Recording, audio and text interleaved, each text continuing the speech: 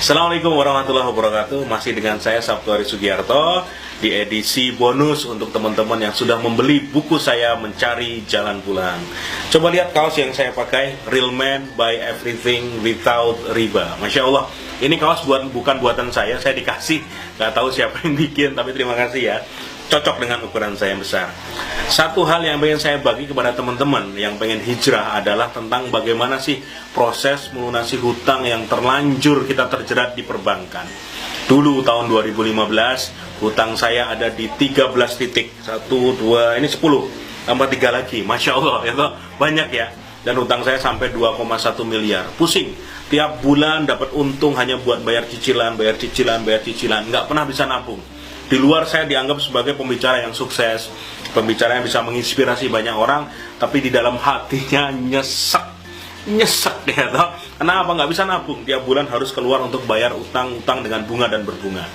Dan satu ketika saya dipertemukan oleh teman-teman ustadz yang paham fikih muamalah yang menyadarkan saya curhat ke mereka selama 6 tahun saya berbisnis kok sering banget banyak alangannya ya. Dari yang ditipu karyawan, kecelakaan berkali-kali, kantor dibobol maling, istri saya pun kecelakaan, kebakaran, hampir semuanya terjadi. Dan saya diingatkan oleh seorang kawan yang ngomong seperti ini, Sab, kalau kamu tahu dengan gaya hidup bahwa kamu berbisnis dengan mengandalkan utang bank riba itu, resikonya adalah akan dimusnahkan oleh Allah. Karena hadisnya jelas, jauhi 7 perkara yang menghancurkan, salah satunya adalah memakan riba. Siapa itu yang memakan riba? Bukan hanya orang yang meminjamkan duit ternyata, tapi mereka yang minjemin, yang nyetor, yang nyatet, yang jadi saksi. Empat-empatnya kena. Saya jelas kena karena saya tiap bulan nyetor bunga berbunga dari pinjaman yang saya lakukan. Dari situ saya tersadar, bener ya, ternyata kalau saya ngeyel dengan aturan Allah, gampang bagi Allah untuk menyelesaikan semua masalah saya dengan cara yang nggak enak gitu loh. Kamu bandel di sini ya, kamu di laundry di sini. Kamu bandel di sini ya, kamu di laundry di sini. Saya pernah beli mobil dengan leasing dan mobil tersebut nyemplung ke jurang itu pernah. Yang mobilnya dipecah kacanya, di dalamnya ada iPad, belinya pakai kartu kredit, hilang semua. Pernah juga. Ya, jauhi 7 perkara yang menghancurkan, di antaranya memakan riba. Saya sudah ngerasain, ya, saya sudah ngerasain. Sejak itulah saya tersadarkan dan memutuskan untuk hijrah.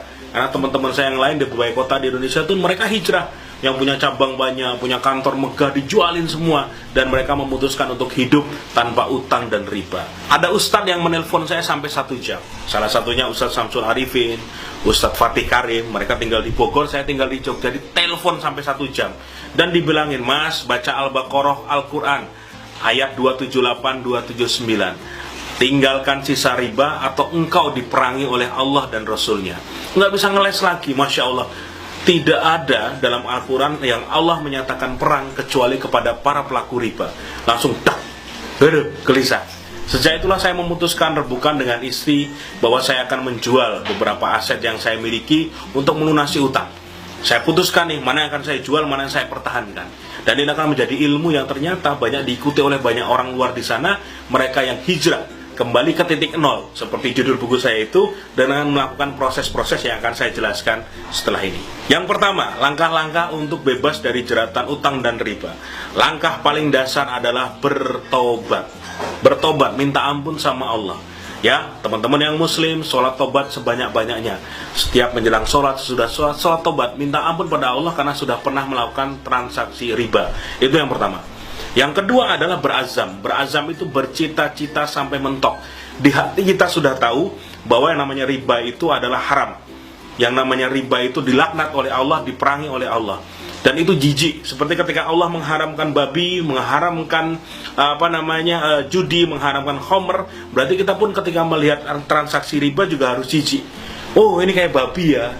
Ini seperti khamr ya, harus sudah merasa jijik. Dari situlah akhirnya dulu saya zaman ketika dapat surat tagihan, yang saya ambil itu spidol besar dan saya tulisi mohon maaf itu nama binatang-binatang berkaki 4. Artinya apa? Saya seperti melaknat tagihan itu loh. Wah ya Allah, benar-benar. Tapi yang ini ya, bukan kambing, enggak, yang lebih kejam dari itu. Untuk membuat apa? Rasa benci itu muncul dan bersumpah, ya Allah bantu saya untuk bisa menyelesaikan ini. Yang ketiga adalah perbaikan ibadah total. Kita harus menyiapkan mental kita untuk menjadi orang yang bebas utang, sudah tobat, sudah berazam, perbaiki ibadah total. Saya ingat dulu tuh saya jarang banget kalau sholat di masjid tuh hanya ketika Jumatan toh. Dulu saya sholat ke masjid itu hanya Jumatan toh. Ketika sudah sadar seperti ini harus mulai paham nih, sholat diutamakan bisa tepat waktu di masjid. Kalau memang saya tidak berhalangan tidak di masjid di jalan ya dilakukan secepatnya di awal waktu. Ketika dalam kondisi sakit saya sholat di rumah, ngajak berjamaah ibu saya atau istri saya, tapi diupayakan selalu bisa sholat di masjid berjamaah. Bahkan di beberapa momen ketika di puncak saya pengen lunas hutang dalam hitungan bulan, saya sampai ya memantaskan diri, subuh itu belum azan saya sudah di masjid dan saya azan. Dan sampai nangis azan itu ketika ingat ya Allah saya tuh pengen banget hidup bebas tanpa utang sambil azan subuh tersebut. Memantaskan diri, perbaiki ibadah total agar Allah tuh ngelirik kepada kita gitu loh. Oh ini hambaku yang memang niat beneran. Terus yang keempat apa? Sudah mulai untuk berani melakukan tindakan melepas aset. Misalnya ada suatu barang yang memang kita di sini ini utangnya banyak nih. Ngapain dipertahanin? Mending jual saja. Ada 3 pilihan sebenarnya. Yang pertama amputasi. Amputasi itu langsung jual. Nggak peduli untung rugi, pokoknya terjual dan bisa melunasi utang. Yang kedua rawat inap. Rawat inap itu tidak harus dijual, tapi kita berusaha keras agar ini segera lunas. Misalnya nih, saya punya rumah KPR dulu, 15 tahun, saya targetin ya Allah dalam waktu 3,5 tahun lunas. Dan ternyata Allah menguatkan saya, rumah KPR saya itu selesai dalam 3,5 tahun. Tidak jadi saya jual. Yang terakhir ini adalah rawat jalan.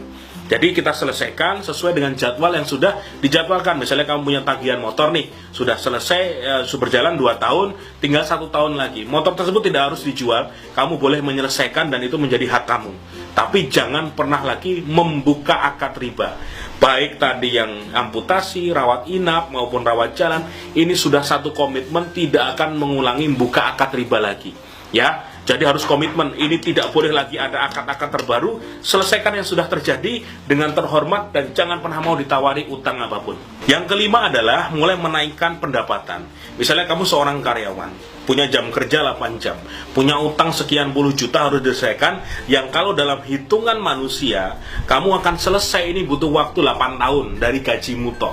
Nah kamu harus berpikir gimana caranya punya pendapatan di luar gaji yang bisa untuk bisa menyelesaikan utang ini secepat-cepatnya. Artinya apa ya? Kamu harus bekerja di luar jam kerja. Memang capek, memang berdarah-darah. Tapi kalau niatnya adalah untuk segera melunasi utang, bakal ada energi luar biasa yang kamu miliki untuk menyelesaikan itu semua. Mau jadi driver, ojek online juga nggak masalah ya. Belajar jualan online produk orang lain, makelaran pun nggak masalah. Jualin tanah orang, rumah orang, makelar dapat komisi, nggak masalah. Artinya kalian bekerja lebih keras di luar dari masamu bekerja normal supaya mulai memiliki pendapatan untuk menyelesaikan utang-utang tersebut. Yang keenam, tunda semua kesenangan.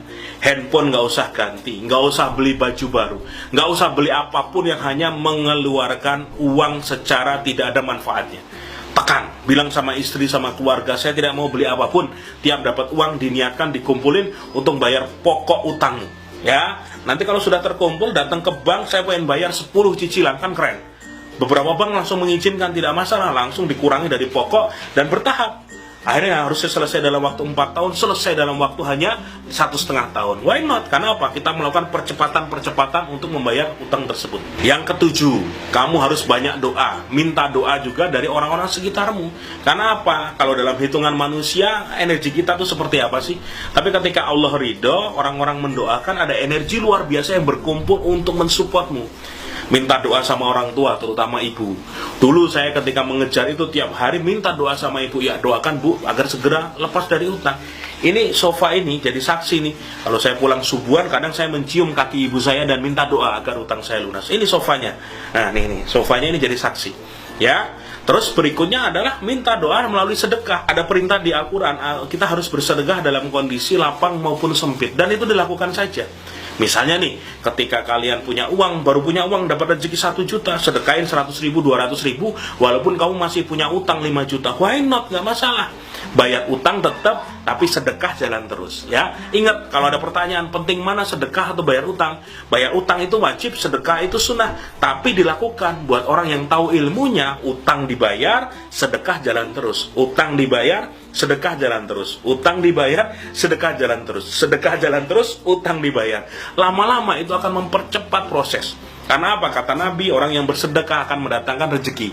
Orang yang bersedekah menjauhkan dari bala. Orang yang sedekah dijamin sehat dan selamat. Ini kan luar biasa. Dijamin rezekinya loh. Why not? Tiba-tiba kamu dapat rezeki luar biasa di luar sana, bayaran lagi buat bayar utang. Terus kayak gitu. Memang sakit, capek, berdarah-darah. Tapi ada satu momen luar biasa yang akan kamu temui, yaitu apa? Ketika satu hari utangmu lunas.